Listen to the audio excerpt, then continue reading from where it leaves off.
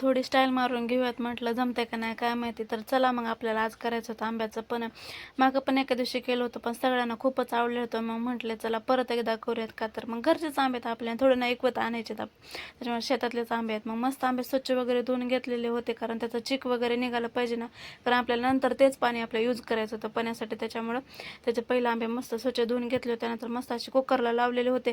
पहिलं ना आरामध्ये आंबे भाजायचे, चूल असायचे, मग तेव्हा आर पडायचं ना, तेव्हा आरामध्ये आंबे भाजायचे. त्याची टेस्ट ना इतकी छान येते की बस. पण आता चूल पण नाही ना आर पण नाही, मग आता काय करणार. तर चलो गॅसवर मग कुकरला लावलेले होते. मग मस्त उकडून घेतले होते, 5-6 शिट्या झालेल्या होत्या.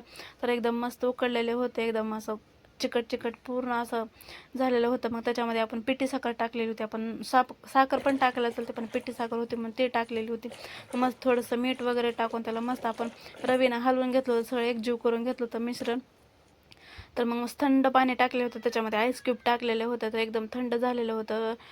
तर इतकं छान लागतं ना, आंबट गोड आणि असं एकदम छान असं झणझणीत होते बरं का. पिल्यानंतर छान पण वाटतं ना, असं एकदम आंबट असं टेस्ट येते, झणझणीत असं झाल्यासारखं वाटते. तर मॅडमला तर काय आवडलं नव्हतं बरं का. पण माझी एक बहिणीची मुलगी आहे छोटी, तिला दाखवत होती की असं प्यायचं आणि तसं प्यायचं, कारण तिनं पेत नव्हते त्याच्यामुळे तिला सांगत होती. ही लय खूप हुशार आहे ना त्याच्यामुळं. पिली तर स्वतः पण काय ना, फक्त एक घोट पिला होता तिला दाखवण्यासाठी, जास्त काय पिलेलं नव्हतं. तर चला मग, आता गावाकडे असलं की असंच काय ना काय आमचा दिवस धिंगाण्यामध्ये जातो. आणि जे व्हिडिओ आपला शूट करायचा असतो का, इथला पॉईंट घ्यायचा, ते माझ्या घ्यायचं ना लक्षातच राहत नाही. धिंगाण्यातच आमचा टाईम निघून गेलेला असतो. तर मग मी पण पिऊन घेतलं होतं, कारण इतकं छान झालेलं होतं ना त्या दिवशीचं पण खूप मस्त झालेलं. सबस्क्राईब करायला विसरू नका. बाय.